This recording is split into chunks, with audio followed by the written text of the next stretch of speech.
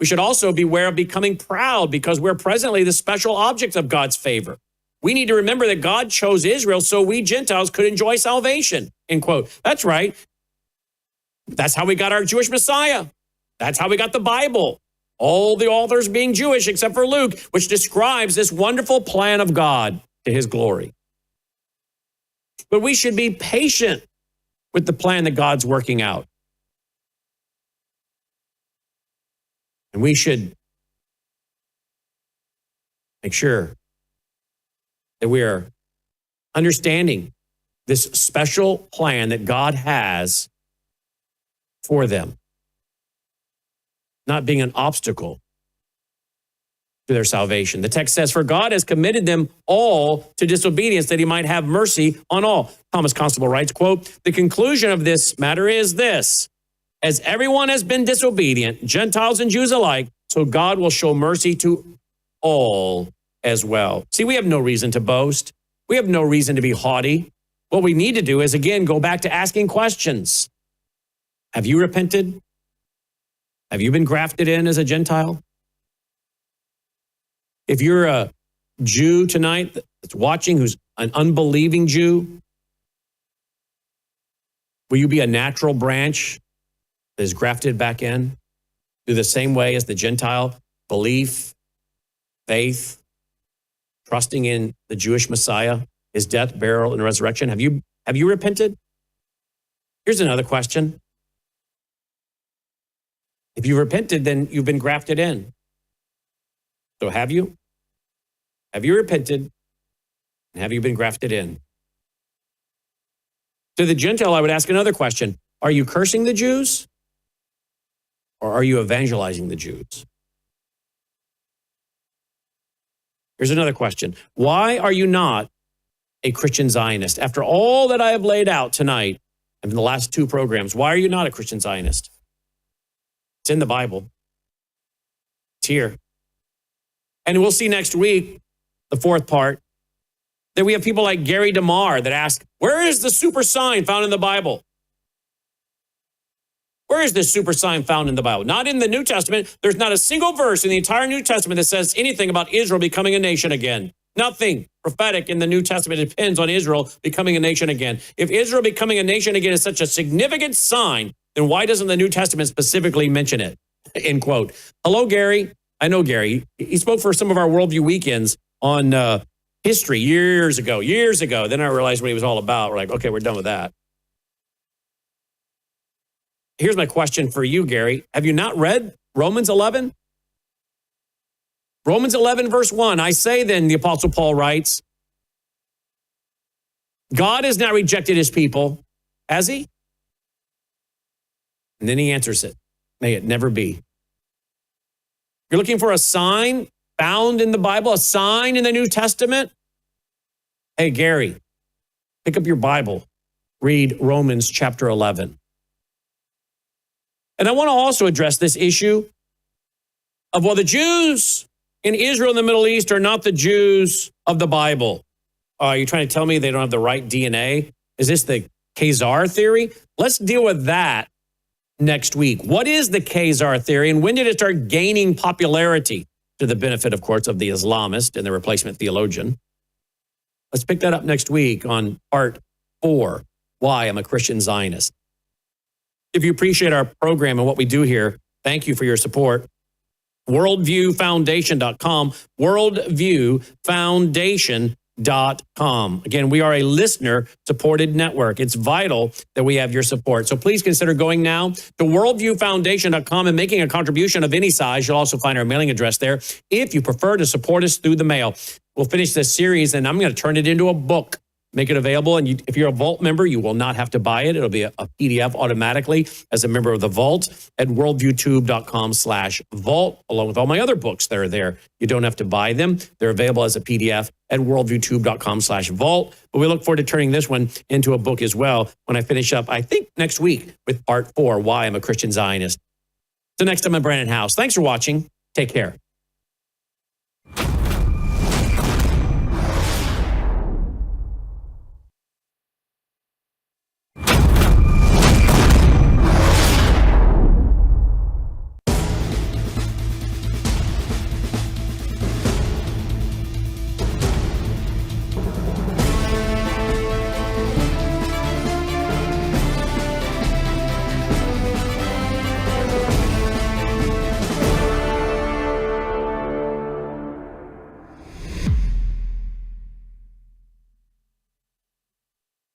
episode of Live Up to Freedom. Thank you so much for joining me on this Monday, December 8th. I appreciate you being here. We are live on worldviewtube.com.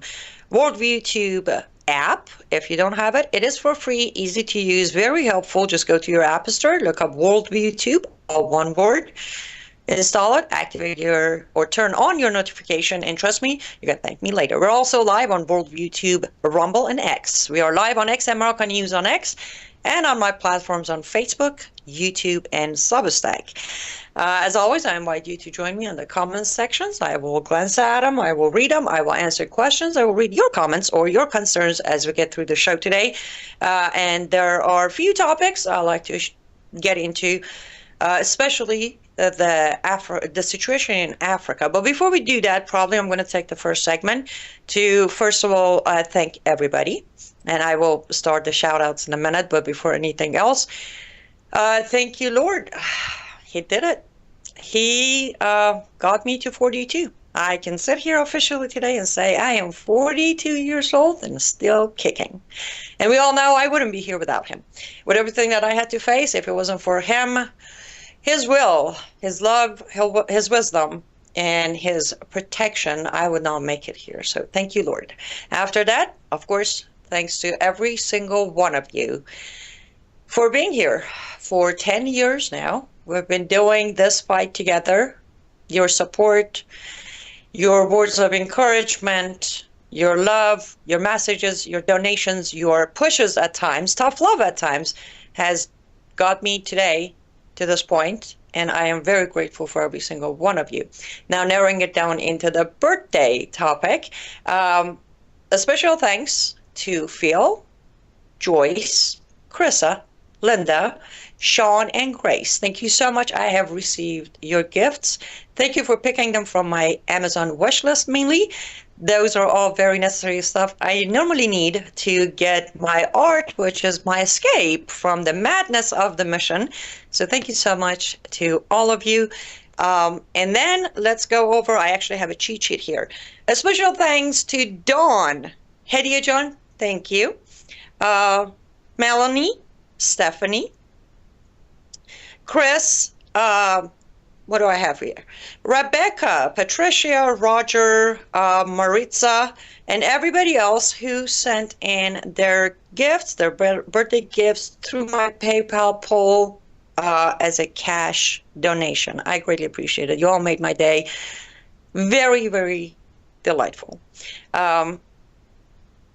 And I figured, I normally try not to do this, especially on my show, because when I'm on other people's show, they ask me about it. But I figured, since I am the birthday girl, I guess I picked the topic, right? So I want to tell you a few stories that some of you might have heard of before on my other shows or on my Substack or on my writing for other platforms, but I have not said them much or repeated them much.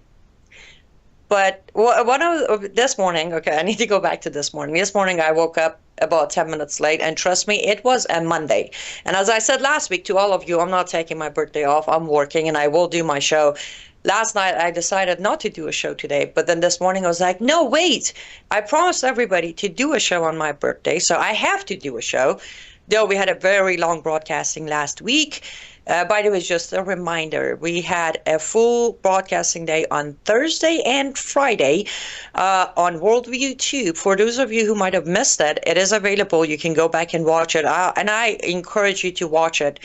It was amazing. I was here either on air with Brandon and guests or just behind the scene green room listening, and it was fascinating. Some of the topics were, wow, mind-blowing. So go back and catch them as you can. They're going to be there, pretty much in the archive of worldviewtube.com. And of course, it was a WorldviewTube international webinar. I called it the big wrap-up of 2025. But also the other purpose of it was the fundraising for end of the year giving or share-a-thon of worldviewfoundation.com. Your donations will still be very much appreciated.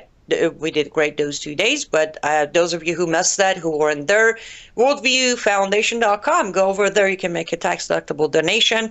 Support the network that is supporting all of us, including myself, giving us a voice. And we're basically getting our shows out there with no cost to us. At least I can speak for myself. So worldviewfoundation.com is until the end of the year. Go ahead and make a donation and support the network. But I was pretty much with Brannon long hours on Thursday and then Friday. And then Saturday I had much going on yesterday. Anyways, bottom line, last night I'm like, I think I'm out of things to say. Can't believe that, me ever out of things to say. So I'm not going to do a show. But then this morning I woke up, and of course my phone is bombarded with such lovely birthday messages on Facebook, on Substack, on emails, private text messages, voicemails.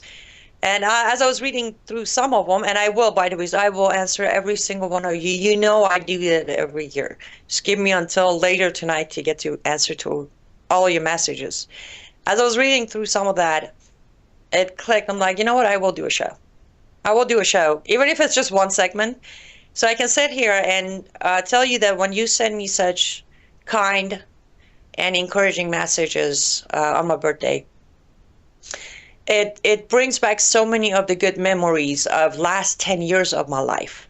Of course, you're all, familiar with the childhood stories, some good, some bad, some wonderful, especially those with grandma, some terrifying.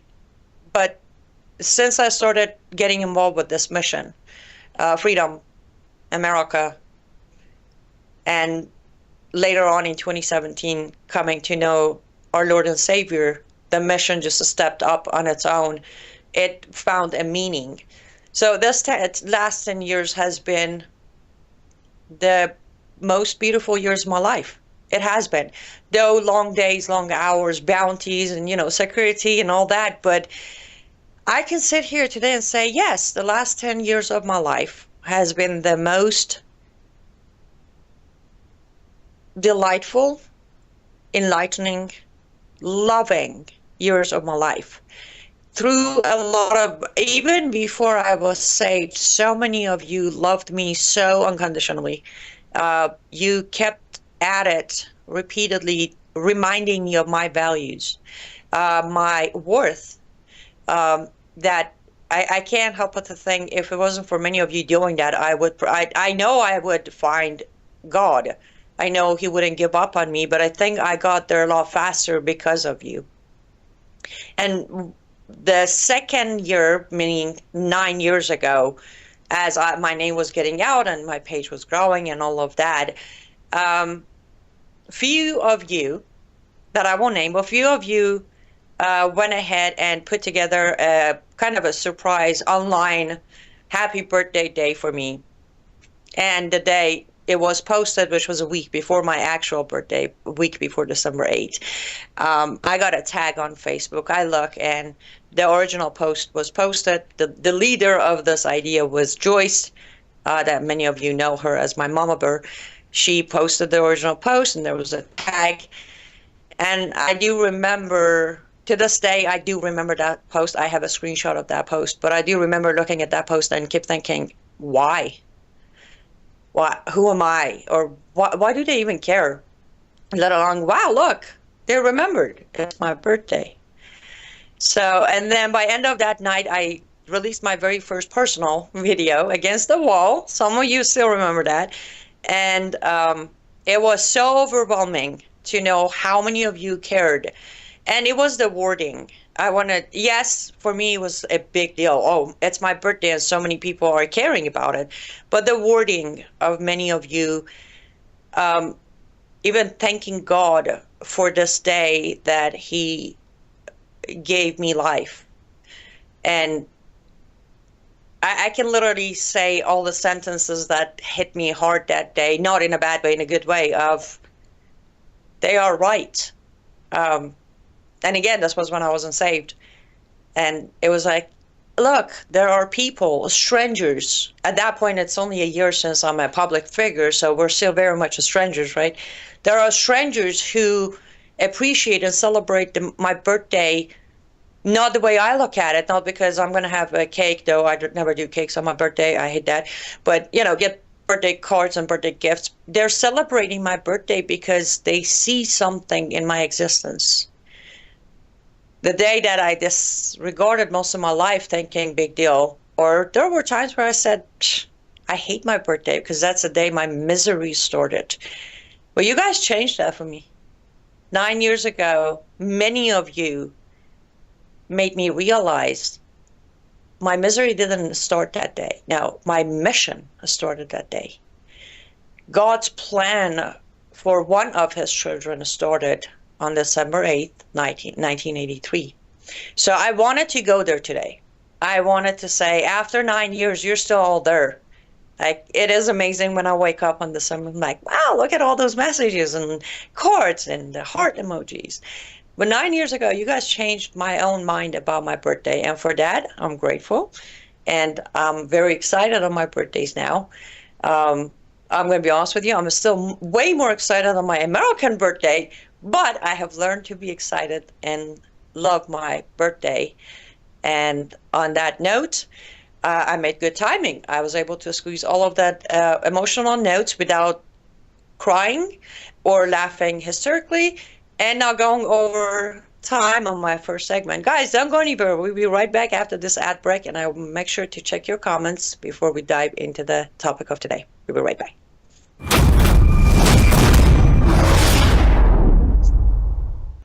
Hello, I'm Brandon House. Would you like to gain access to over 20 years of my radio shows, TV shows, my books? I've written 15 books, and most of those books are ebooks now.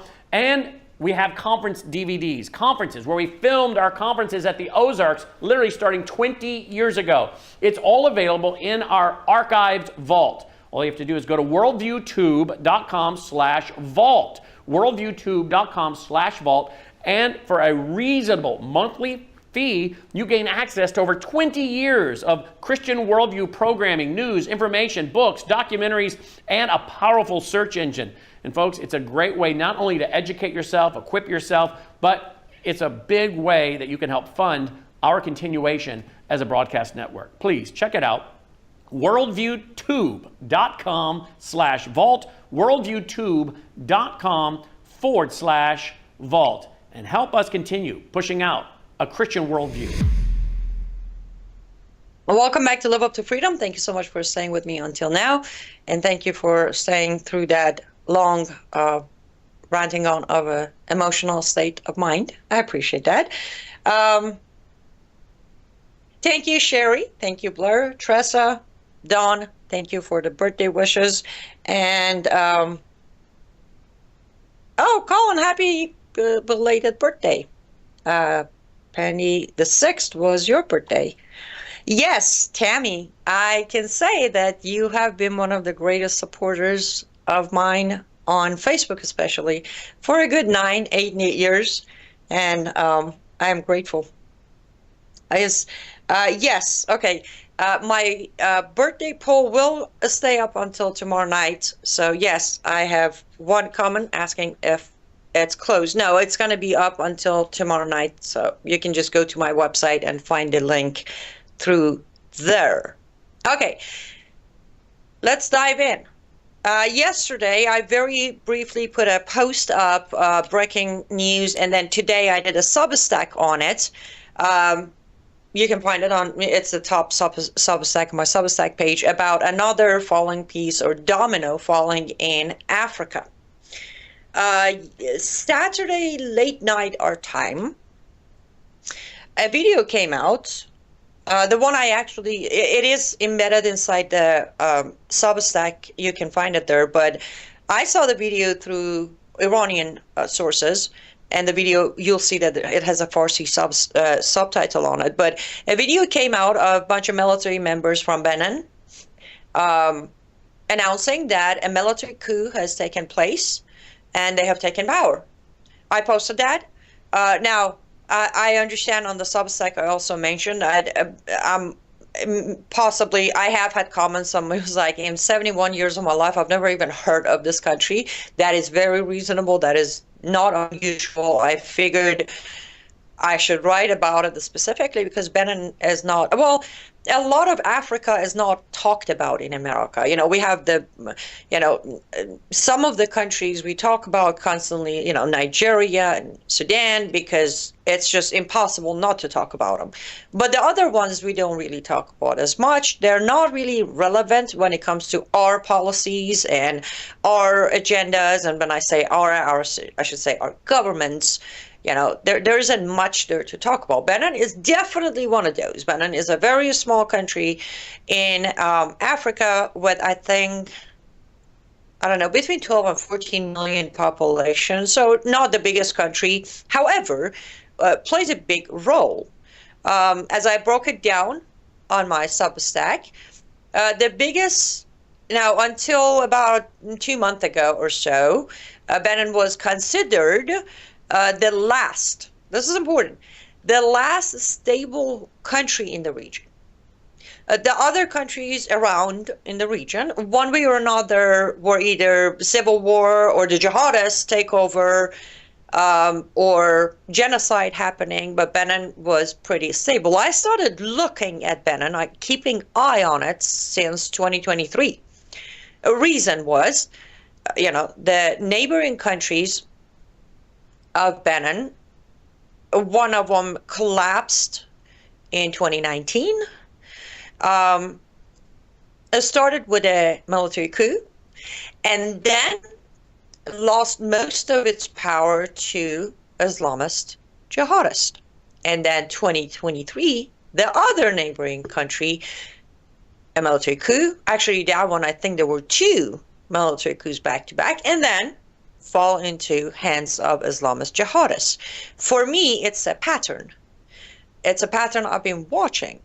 I knew sooner or later Benin's going to be taken over. I just didn't know when.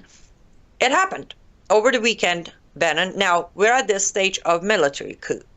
However, as I said, 270 some miles of shared border of Benin and the 2 countries that are pretty much the fronts for Al-Qaeda linked and ISIS linked jihadists.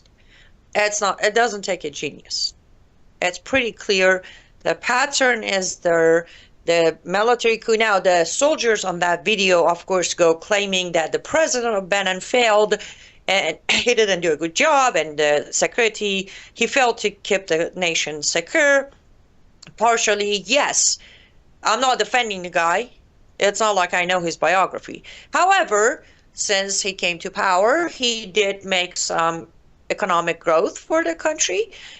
He was not corrupt. He's not, you don't find his name anywhere on the list of corrupt African government presidents or leaders who's taking billions for himself and starving his people. So you put all of that together, he was facing a battle, external battle, from 2 neighboring countries towards Al-Qaeda link and ISIS link soldiers. So it is reasonable to not necessarily have the safest country. However, this is an excuse. My point of the Substack, my point of talking about it today is, as you know, I love to spot patterns and then follow the pattern and then put it together as a puzzle and bring it to you. This was the last piece of puzzle. That area, within the next 6 to 8 months, it's going to be fully conquered. Fully Islamic jihadist front. Now, I named some of the countries who, again, Americans may not know about because that's not being talked about, especially because some of the countries I'm about to drop are great allies, so we're not going to talk about them. But Russia has some influence in that area of the region. Iran definitely have some serious influence there. Well, they use that area for their own influence. You have Turkey, our great ally, with the great leader Erdogan, and Qatar, our other greatest ally. They also, you find their footprint all over that area. And now with Benin's government toppled and the military coup completed, and a military in charge of the country, I will literally almost guarantee you within the next 60 days, maximum 90 days, I will track this. As you know, I'm not going to just report on it today and move on, but I will bring you the receipt for footprints of Qatar, Iran, Turkey, all over Benin now. Now, there was a gap that closed. The entire strip is now Islamist movement. And it's going to keep on spreading. Why do we care? Well, you know, I care about the spread of Islam everywhere. But we care because the very first thing where probably I was actually, when I was seeing some of your comments of where is that, I've never heard of it, I said, soon you'll hear about it. Though we don't hear about Benin in our news or from our government much, soon you will. You know what is the first thing that's going to happen? With this event, we're going to start facing a major immigration crisis. People coming from Benin seeking asylum. Why? Because it's going to be a war zone soon. It's going to be a battle between the military of Benin versus the either Al-Qaeda link or ISIS or both linked militia in the country. Where we always face the flood when these kind of coups happen. So that is number one why we should care. Most likely it's going to take years for our administration to put a ban on Benin or even acknowledge a danger or an issue with Benin. Until then, some of them are going to be legit people, genuine people who are running from what's happening to their small country, but not all of them. So here we go again with another brand new African country touched by military coup. Let's just say that is what it is, though it is not. And then shortly after, invasion of Islamists. And we're going to have to figure out a way to save them. Not the country, the people who seek asylum here. That's what I'm saying. I should probably be more careful of how I pick my words. That's number one problem. Number two, most of you have watched my show and read my Substack long enough to know that the end game is global jihad, right? Global caliphate. So every inch of this earth that is conquered by Islamists, it's getting them closer to our backyard. It could be Africa, it could be Asia, it could be Europe, it doesn't matter. When they're done with one area, guess what? They regroup, they concentrate on the next area. And that's what's going to happen gradually. And again, even on a humanitarian level, if you think about it, here's what's going to happen. Again, I broke all of it down with more details on my Substack. What's going to happen is a lot of areas of Benin that was just farmland, it's going to start turning into bloodbath. Farmers and their families, they're going to have to escape. They're going to have to abandon their farms, their homes, and gradually they're going to go from the farmland into the villages, from the villages into the capital, and it's done. Again, it is important, though humanitarian side of things says, I am praying for people of Benin because I know what they're about to face. But I'm not sure if I'm happy that we're going to have to open the gates and allow even more people to come in that we have no way. And here's the thing, military coup, anywhere, it doesn't matter. Wherever, when a military coup happens, the very first thing that happens to the country that just faced a coup is there won't be any diplomatic relations. There won't be any alliance. Like, let's say someone from Benin comes knocking at our door to seek asylum. Who are we going to contact to get a background check or identity confirmation? The military? This is why military coups are pretty dangerous. This is why when military coup happens, wherever it is, the tiny country known as Benin or Iran of 72 or 69 or 53, we need to pay attention. By we, again, most importantly, our government, but I have a feeling that's not going to happen, so I have to bring it to you, that keep an eye on it. Military coups become dangerous, not just for its own people, but for those countries that are going to become the new host of the war-torn zone of poor people coming to. Though a lot of it's historically, you barely find a military coup that actually delivered the promise of stability, because that's military coup, right? They offer stability. Now, some of them under Erdogan, for example, are coordinated by the government, so that's different. But these kind of military coup, like the one that just happened in Benin, these tend to destabilize the nation even more. And again, I want to be very clear, Benin was not destabilized. It was, as I said, it was the last. Our country, a lot of Western countries, considered it as the last stable country in the nation. Now, from here, it's downhill. It's just going to fall apart. As I said, all the jihadists from both sides are going to come in. They're going to start fighting the military or not. In Niger, they didn't. When the military coup of Niger happened, within a couple of months, the military is like, okay, they split the countries. They're like, okay, you jihadists, here's your portion, here's our portion. They literally split their country. Not by a border, by authority. They took certain parts of Niger, and then we all, that you might have heard of situations in Niger. I don't know, honestly. I look at these things so much that I don't know if I know too much about it or you also know as much about it. Point is, I should take a look at my clock. I'm just talking without paying attention. Yes, point is, don't go anywhere. We'll be right back. It's time for our second ad break.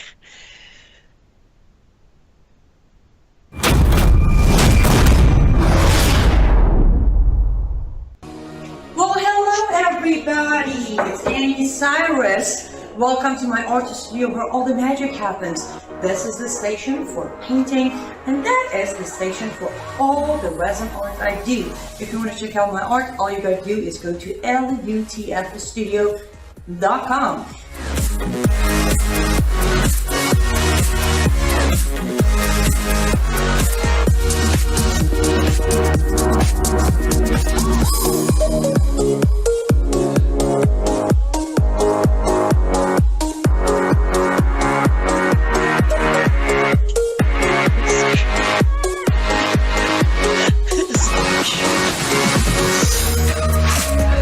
My allergies are. I gotta go finish this painting, but I'm sure, or at least I hope, I'll see you at lutfstudio.com. Welcome back to Live Up to Freedom. Thank you so much for staying with me until now. I appreciate that. And I should probably apologize as my allergies are kicking and I might sound like I have a cold. I don't. I'm completely fine. It's just my allergies.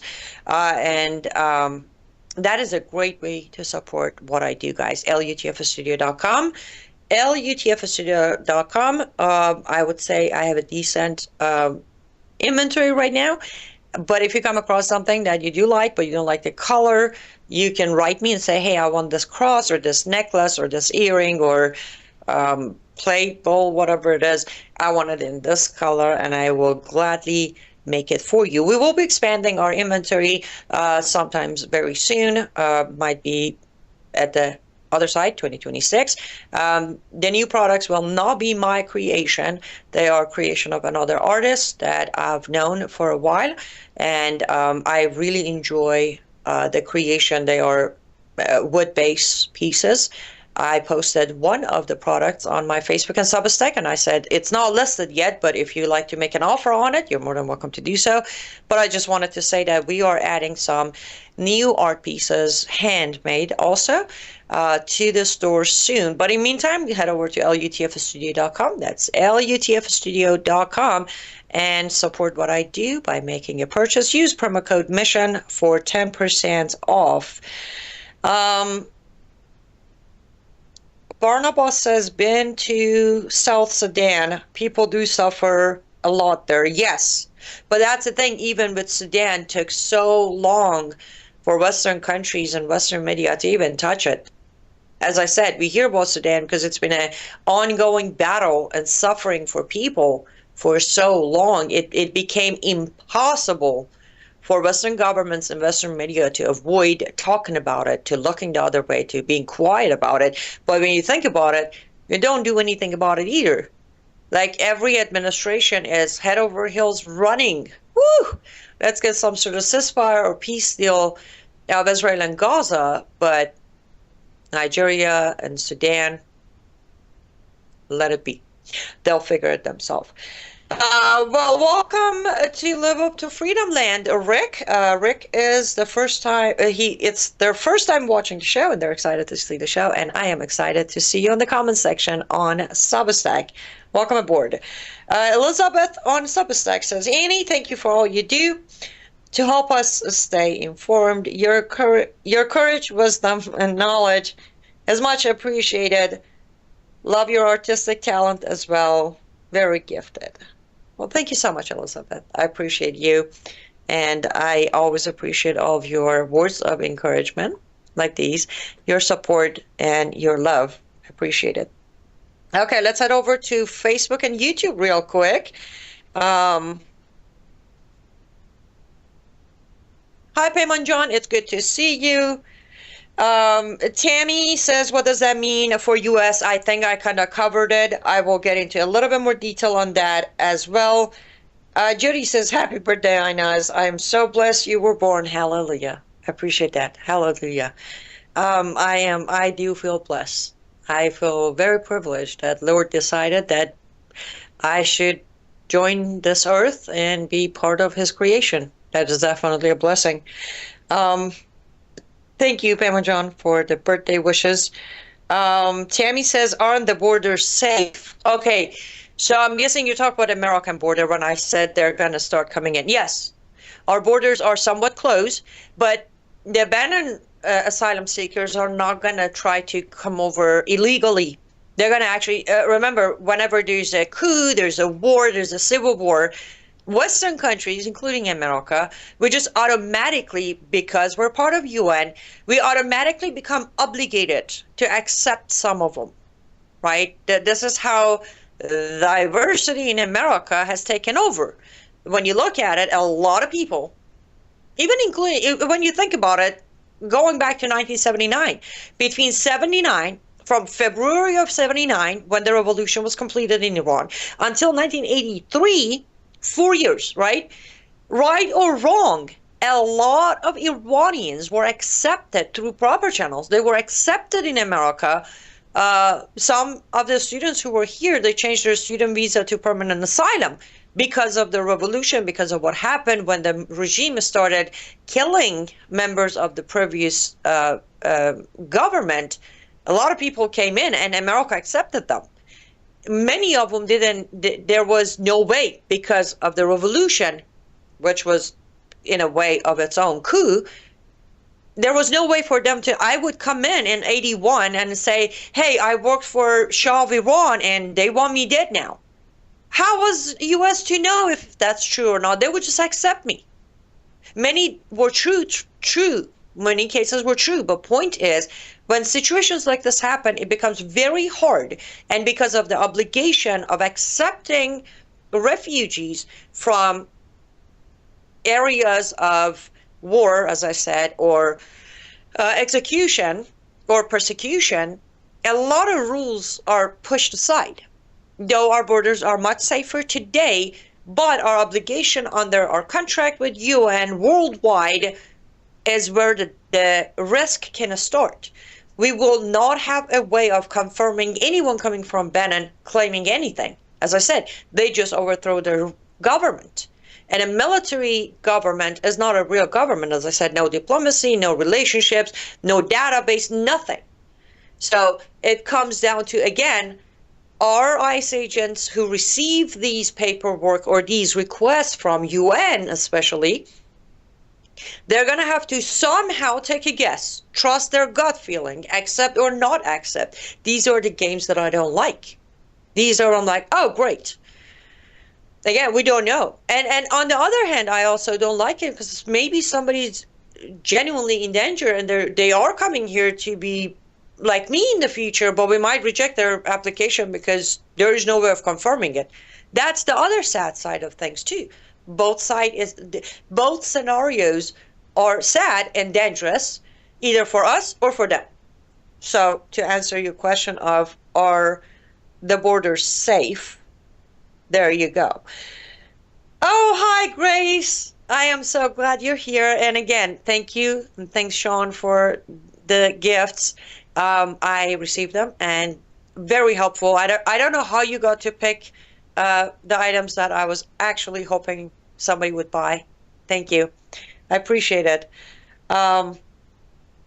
They are here by the millions. They already call for jihad here. Yes, they are. That's something I'm going to talk about in a minute, or probably next segment. But that is the concern. That is the problem.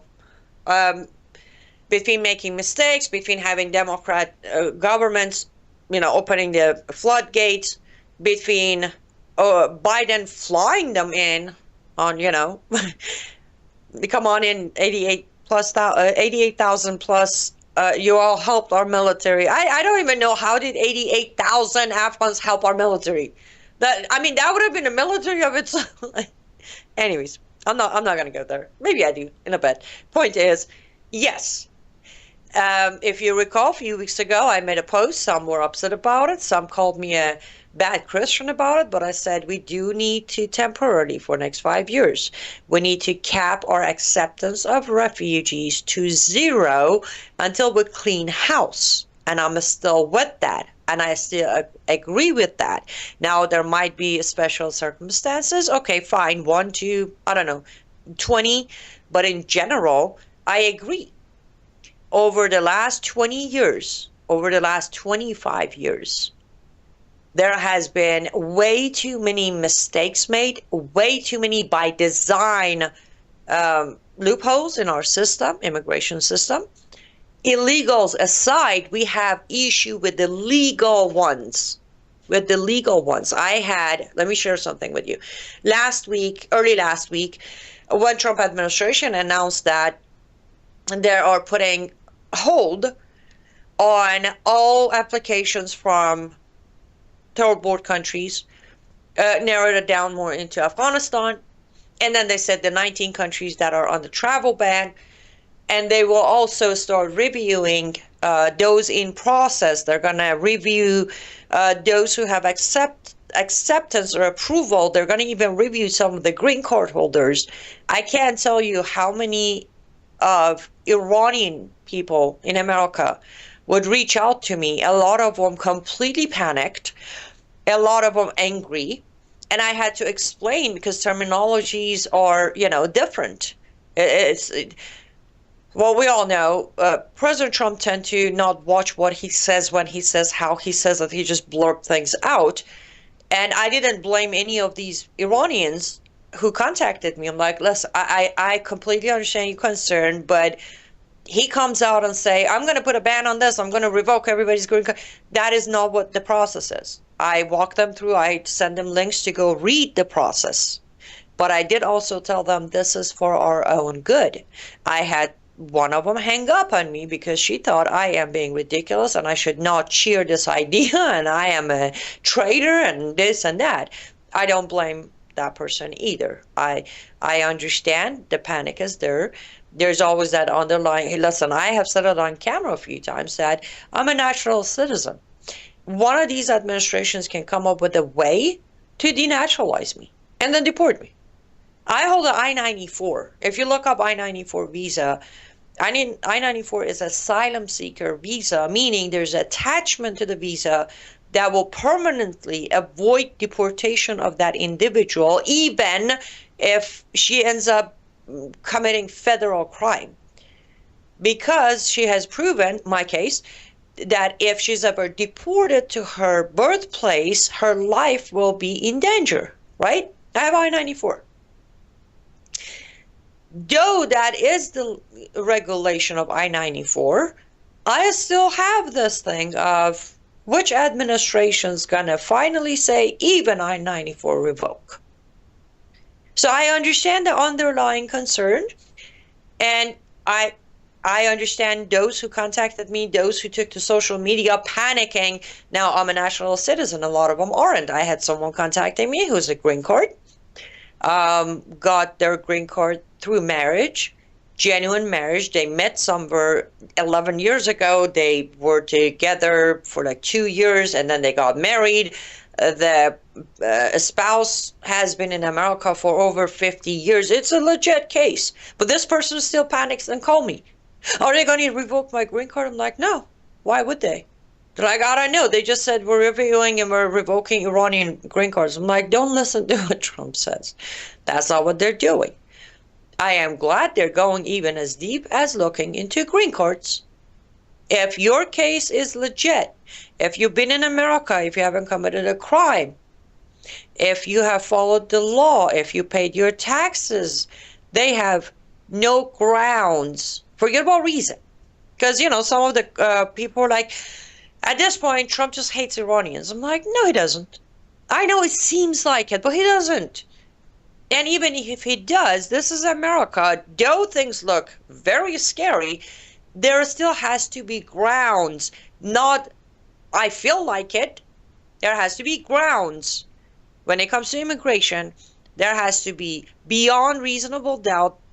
They have to prove that you either committed immigration fraud by lying your application, or when you were in America before becoming a citizen, you committed something, you didn't tell them. There has to be legal process, otherwise they can't. Actually, it's easier to lose your naturalized citizenship than it is of your green card or your asylum paperwork. Guys, how about this? Let's take our last ad break, and then I will conclude and check on the comment sections before we wrap the last segment. We'll be right back.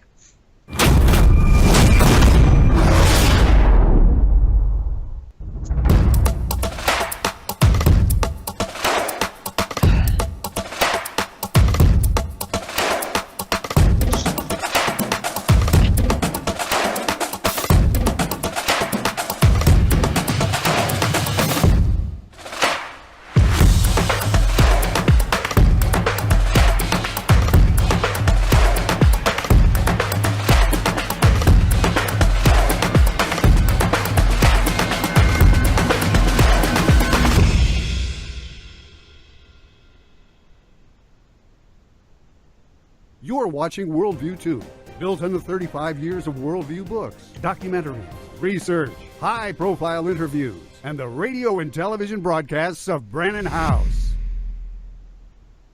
Welcome back to Live Up to Freedom. Thank you so much for staying with me until now. I greatly appreciate you being here, and I hope you have shared this stream on whatever platform you're watching. If you haven't, it's okay. You can share it now.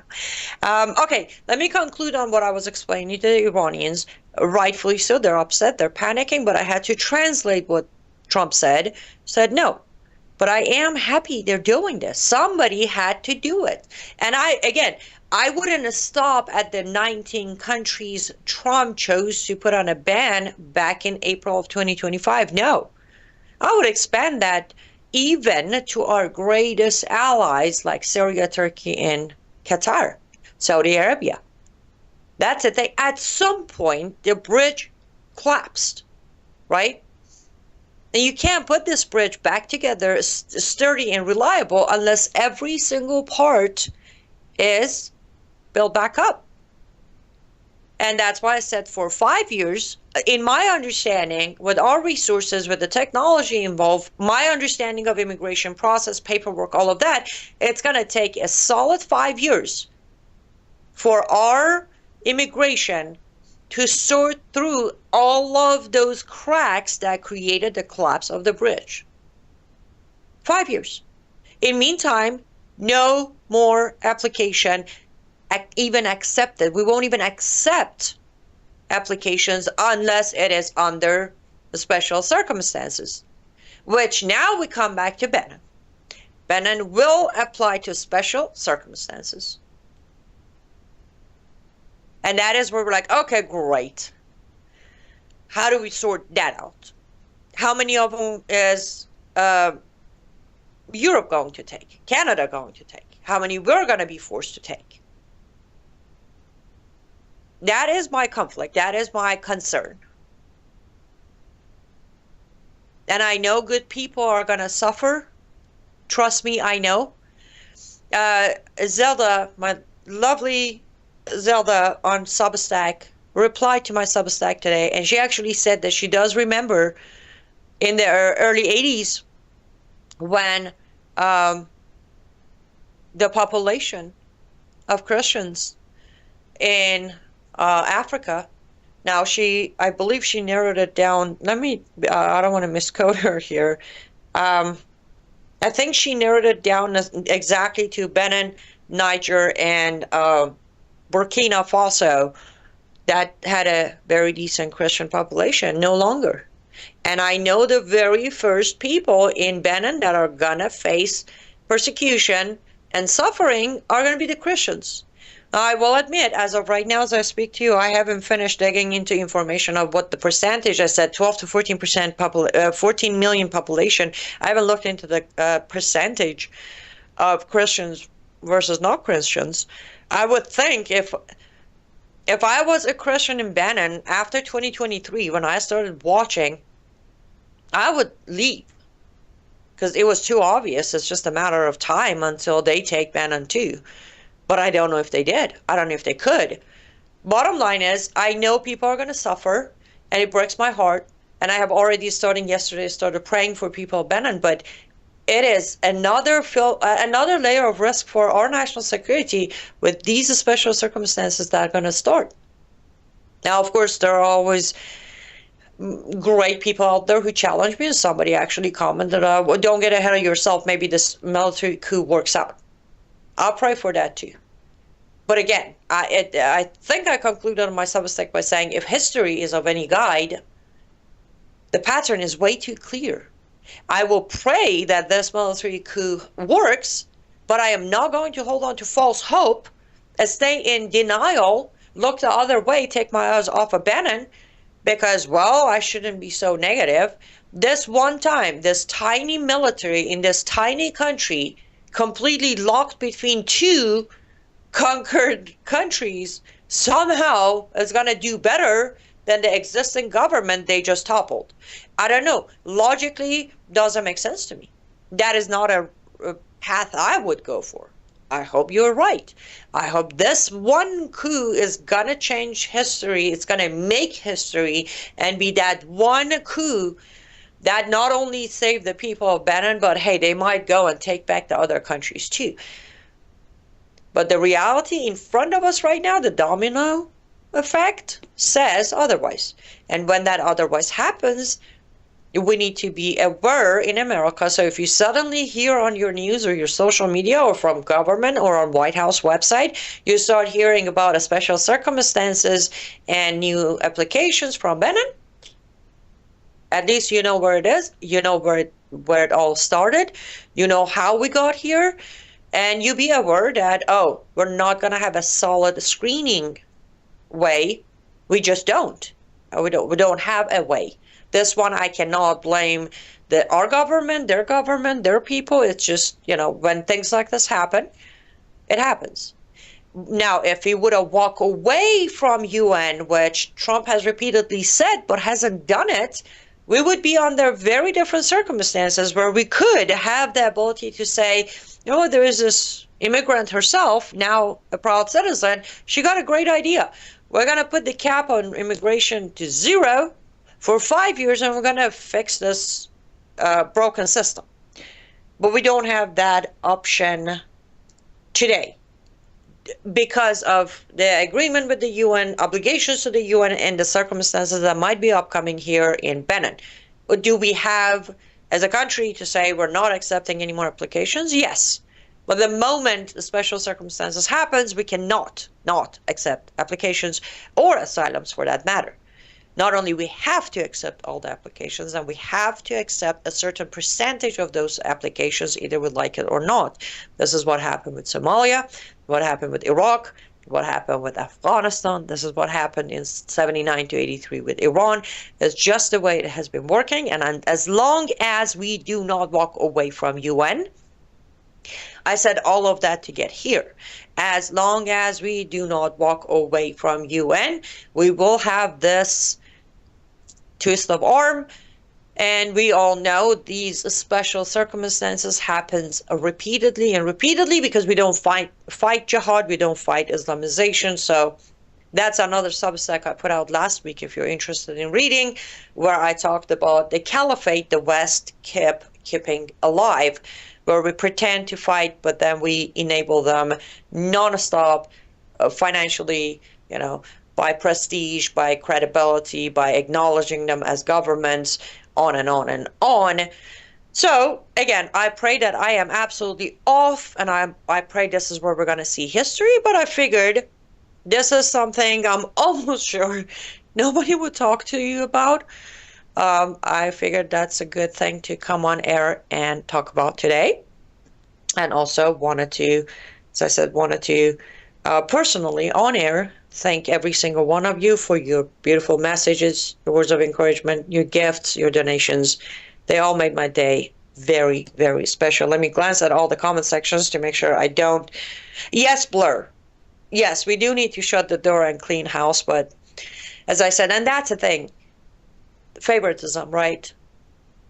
I get the whole diplomacy. I don't actually, but we're going to pretend like I get the diplomacy. But to lift Syria from the travel ban list just because we decided someone is a good-looking guy in a suit is a very dangerous move. Very dangerous move. But he's done it. And when it comes to this recent, sudden, and again, some people are panicking, like Iranians. Some people are celebrating. Look, he's finally doing it. Yes, but again, even he's doing it incomplete. There is no favoring. If you're going to dig and review all applications, in-process application, approved application, all the way up to green card holders, it has to be every country with history and involvement with Islamism. All of them. Doesn't matter which one is your buddy. Doesn't matter which one invited you as a main speaker at their weekend event in Qatar. It doesn't matter which one's buying more weapons from you. That's the glitch. That's the problem. Every single administration has their bias when it comes to Gulf money and the ties to other countries through Gulf money. So unfortunately, this is a good start. I am not undermining the start. But unfortunately, as long as we are going we're going through this clean house with bias, it reminds me of, I don't know if you have a family member like that, but I did have a family member who was, they would be like, okay, that's it. This time I'm going to clear out my storage. Well, I should say basement here. Say it's not a basement. Anyways, the space, come help. And then every time we pick something, they're like, oh no, that is from my great uncle. I'm keeping that one. You would end up the day, nothing was cleared out because they kept holding on to something because it was important to them. We have the same problem with our immigration. Every administration has ties of, I can't touch that country. Well, we can't deport that group of people. But it's constantly repeat of the same issue. As long as we do it that way, we're not going to have clean house. The UN needs to be kicked out completely of New York City and make it housing for homeless veterans. Amen. Christopher, 100% agreed. I have said that many times. Not only UN needs to be kicked out of New York City, but we need to walk away from UN 100% and completely. I mean, there is no one that even for a second believes that UN is still carrying a mission they started 81 years ago. No way. Some people might pretend like they believe that, but everyone, especially in our government, they are very, very, again, another one of those things that Trump ran on as a platform, but, well, hasn't delivered. We'll walk away from UN. When? Let's do it. But hopefully they will. I don't know. Hopefully we'll walk away from UN and the bias will be put aside. The beautiful part is we all are aware there is a solution to the problem. And as I said on one of my posts recently, it's like now the highlight is on Afghans and Somalians. We don't have a specific nation issue in America. We have an Islamization problem, and that Islamization has furthered its agenda dramatically through hijra, immigration jihad, and civilization jihad, and it is greatly helpful if we could reverse that damage, not by targeting certain countries, but by targeting a specific people who are following this ideology that is creating the problems for those of us here who don't follow that ideology. In my head, again, pretty simple solution, very doable. I'm not the president. I don't have the pen nor the authority. So I can offer the solution, but I cannot make them do the solution, unfortunately. But I'll do my best. Let's pray that somehow, somewhere, Lord will guide President Trump and our immigration to lift the bias and start looking for the right group of people instead of targeting certain countries. Okay, that was it for me today. I will be joining Brennan House tonight. We're going to talk about the weekend event that took place in Qatar with Tucker Carlson, President Trump, Clintons, and all that good stuff. I figured I wanted to spend the time on Benin and what we're facing on my show, since I'm going to be on Brennan to talk about that. So I'm sure you're going to tune in tonight to Brennan House Live to catch that information. Until tomorrow, stay safe, stay vigilant. And again, thank you for all of your kind words, your messages, and your gifts for my birthday. I am so grateful to have every single one of you in my life, even if we have never met in person. I'll see you all tomorrow, same time, same place. Bye-bye.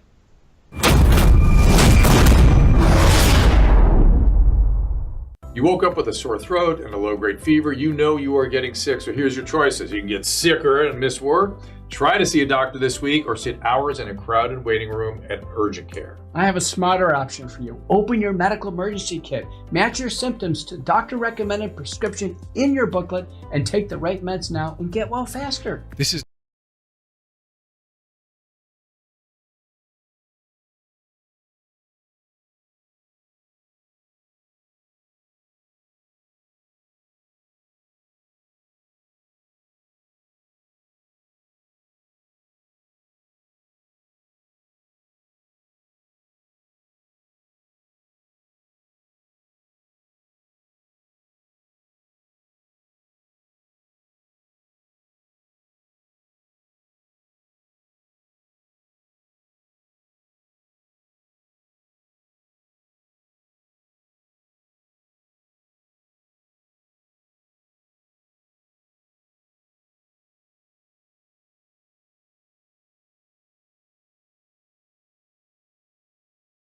Yeah, plenty to talk about today, no doubt about it. All right, well, let's start out before we go to Peter McIlvaine in Great Britain. Let's go to our buddy Bill Federer. We were going to be joined by his son, but I think now that's not going to happen. So we just got Bill.